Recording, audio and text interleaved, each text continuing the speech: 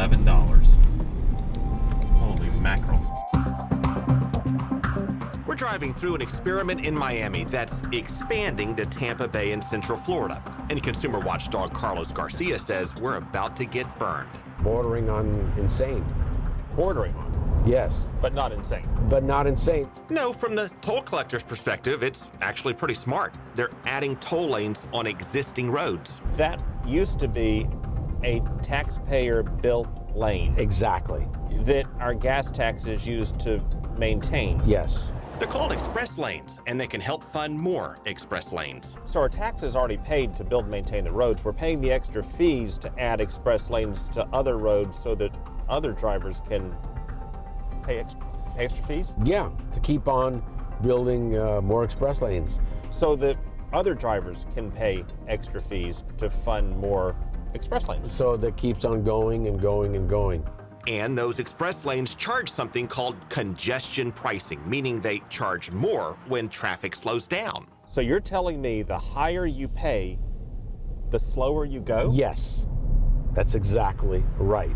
That's right. Drivers may think they're paying a premium to dodge the jam, but the price shoots up because the express lane is jammed to try to discourage people from using it. And they're now going faster than us. Yeah. This is what you get for around $11. He was on the non-toll side. They're going a lot side. faster than us. Well, they're moving.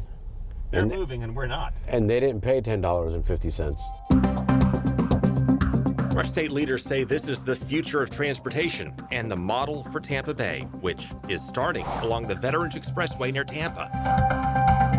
And look at this. It's already clogging up during rush hour, even before they start charging more to drive on it. They're actually staying with 3 lanes with a slow lane as an express lane on the left-hand side, in my opinion.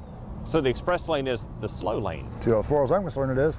Mark Wallace is a Tampa roofer who says he's already paying around $3,000 a year in tolls. He does not want tolls now on top of tolls. Waste of time, waste of real estate, we just waste it. And there's one more thing we haven't shown you yet in Miami that we saw right off the bat. Jeez. You see that? Lane divers. Saw it with your own eyes. Here they are.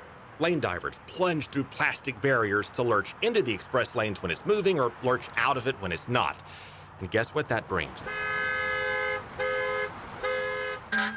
State lawmakers who have tried to ban express lanes cite 12,000 crashes in 3 years, or around 11 per day, just in Miami-Dade express lanes. Cynthia Fleischman was one of the victims. A lane diver plunged through the barrier into her, and she lost her leg. It's an invitation for cars to come through them. That brings us to our questions now for James Wolf, the state's transportation secretary in South Florida.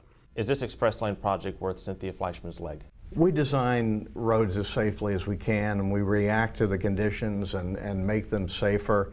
Are the express lanes as safe as they can be? Or you said as safe as could be. We're always trying to make things safer.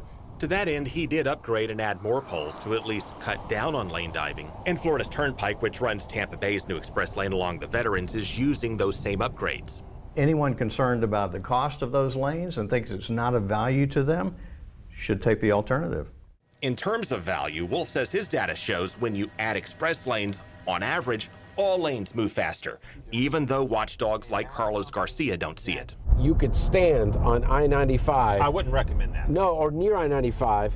No, wouldn't recommend that. But if there was video footage of 2 years ago, you could just see the congestion is greater now on the non-toll side. Yes. Carlos also says these tolls are regressive because they take the heaviest toll on the common man. Wherever the work areas are, where the workforce housing is usually in the further points out, and this is a concern for a lot of people. Well, the CEO of Florida's Turnpike wasn't ready for that one. Is this kind of toll regressive? Could you explain that? Or? Meaning that it disproportionately hits people with low incomes. If you're a plumber and you can get in more trips per day, you're going to use these lanes. Of course, that could drive up our plumbing bills, depending on how high the tolls go, which, for us here in Tampa, is still anyone's guess.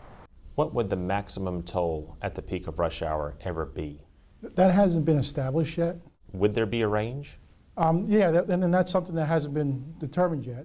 Can you assure veterans drivers that they will absolute peak down the road at $11? Yeah, I don't have a...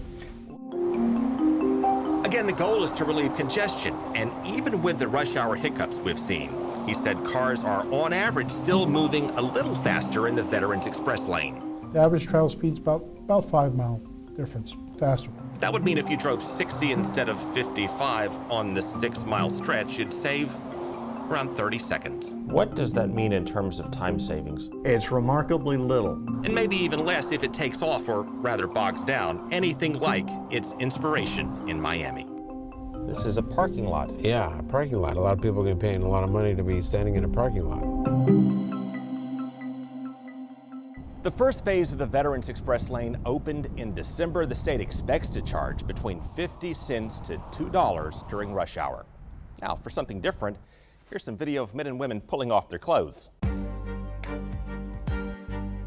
Yeah, this was the ad that launched a state senator and a plan to get rid of the express lanes. Every day, people are giving the shirt off their backs to pay for excessive and abusive tolls on our highways. Last year, a bipartisan plan to phase out express lanes was getting some traction, but it fell apart when the Senate sponsor, Frank Artiles, went on a racist, sexist rant on something totally different and quit the Senate. The House sponsor, Matt Wilhite, does not know if this one is coming back. Well, not sure. Obviously, like I say, we continue to work on ways to help them, and if there's alternatives and see how they work in other areas, we'll continue to do that as well, monitor it.